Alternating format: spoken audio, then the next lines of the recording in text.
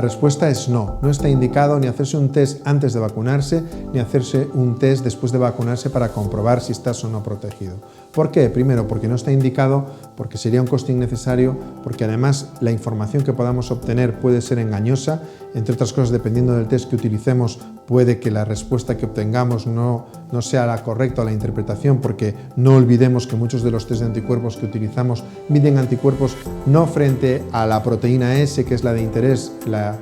frente a la que la vacuna específicamente desarrolla anticuerpos, sino frente a otros aspectos del virus, con lo cual puedes tener un test negativo y no quiere decir que no estés protegido frente a la vacuna, porque además la respuesta de anticuerpos no es la única parte importante de la respuesta inmune a una vacuna, es decir, puedes estar protegido incluso aunque no tuvieses anticuerpos circulantes, y lo más importante, porque no tenemos ningún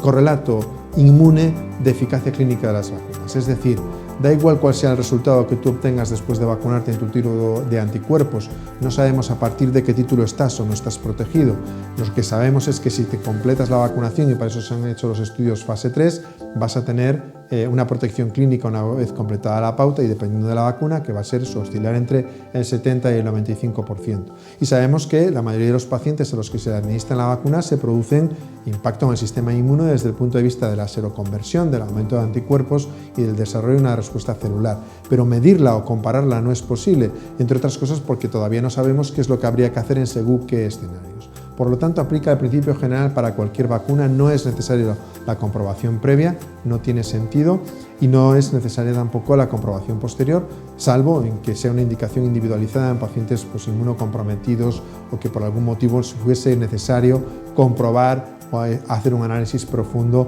de la respuesta inmune vacular. Con lo cual, seamos cuidadosos, no hagamos test por hacer, ya no solo por el coste, sino porque puede dar lugar a interpretaciones erróneas de esos test y de inferencias erróneas en relación al funcionamiento o no de las vacunas.